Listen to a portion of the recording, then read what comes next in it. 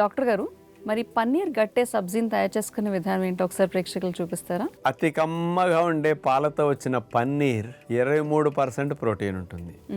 అదే సోయా పాలతో చేసిన తోఫు అయితే దగ్గర 52% ప్రోటీన్ ఉంటుంది. ఈ ప్రోటీన్ కంటే అది డబల్ ప్రోటీన్ అని చెప్పొచ్చు.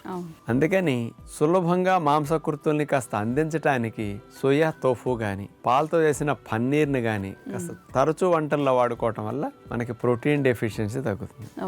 అలాంటి పన్నీర్తో టేస్టీగా గట్టే కర్రీ మన పద్ధతిలో హెల్దీ గ్రేవీస్ ఉపయోగించి ఎలా తయారు చేసుకోవాలి ఇప్పుడు మనం చూడబోతున్నాం. పన్నీర్ గట్టా కర్రీ తయారు చేయడానికి కావాల్సిన పదార్థాలు: టమోటా ముక్కలు 1 కప్పు, శనగపిండి 1 కప్పు, పన్నీరు తురుము 1/2 కప్పు, పెరుగు 1/4 కప్పు, జీడిపప్పు 2 టేబుల్ స్పూన్లు, పుచ్చగింజల పప్పు 2 టేబుల్ స్పూన్లు, పచ్చిమిరపకాయలు 2, నిమ్మరసం 1 table spoon, kasuri methi 1 table spoon, జీలకర్ర 1 టీ స్పూను, మిరియాల పొడి 1 టీ స్పూను, జీలకర్ర పొడి 1 టీ స్పూను, చాట్ మసాలా కొద్దిగా, కొత్తిమీర కొద్దిగా, పసుపు కొద్దిగా. ముందుగా బౌల్ తీసుకుని అందులో శనగపిండి వేసేసి కొద్దిగా పసుపు వేసి పెరుగు 2 టేబుల్ స్పూన్లు వేసేసి ఆ శనగపిండిని ఆ పెరుగుతో తడిపి పెట్టేసి అట్లా ముద్దలా చేసుకుని పక్కన పెట్టుకుంటాం. ఇంకో బౌల్లో పన్నీర్ని అట్లా చిదిమేసి దానిపైన చాట్ మసాలా, జీలకర్ర పొడి, మిరియాల పొడి వీటన్నిటిని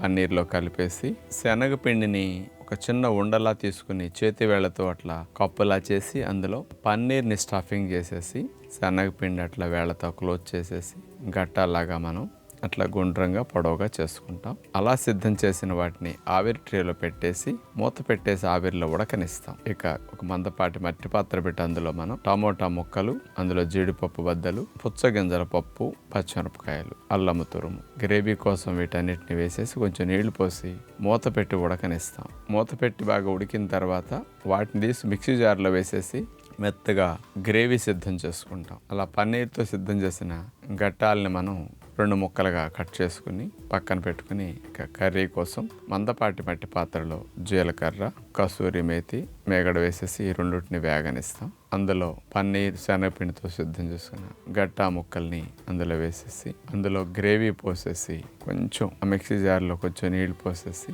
అడుగు గ్రేవీ కూడా ఇందులో పోసేసి మూత పెట్టేసేసి మగ్గనిస్తాం. అందులో కొద్దిగా నిమ్మరసం వేసేసి, నిమ్మరసం వేస్తే చప్పదనం లేకుండా గ్రేవీ ఉప్పు లేని లోటు తెలియకుండా బాగుంటుంది. పైన కొద్దిగా కొత్తిమీర చల్లేస్తాం. పన్నీర్ గట్టా కర్రీ కలర్ఫుల్గా చూసారుగా ఎంత బాగుందో. పన్నీర్ కర్రీని ఎక్కువగా తిన్నా, లేకపోతే పన్నీర్ కర్రీతో పాటు ఇంకోటైనా వెజిటబుల్ కర్రీ తిన్నా, పన్నీర్తో పాటు మిలెట్స్ పులకాలు కానీ ఇంకేమైనా అట్లా వాడుకున్నా, ఇతర వాటిలో ఉండే హై ఫైబర్ కంటెంట్ మన పన్నీర్లో ఉండే కొలెస్ట్రాల్ని కూడా బ్లడ్లోకి వెళ్లకుండా దొడ్లోకి లాక్కొచ్చేయడానికి ఉపయోగపడుతుంది. కానీ పన్నీర్ తింటే కొలెస్ట్రాల్ వస్తుందనే ఒక రిస్క్ కొంతమందిలో ఉంటుంది, భయం. ఆ భయం పోగొట్టుకోవడానికి తినే పద్ధతిలో వెజిటబుల్ కాంబినేషన్ ఎక్కువ ఇస్తే ఆ రిస్క్ లేకుండా మనకి హాని లేకుండా క్లీన్ అయిపోతుంది.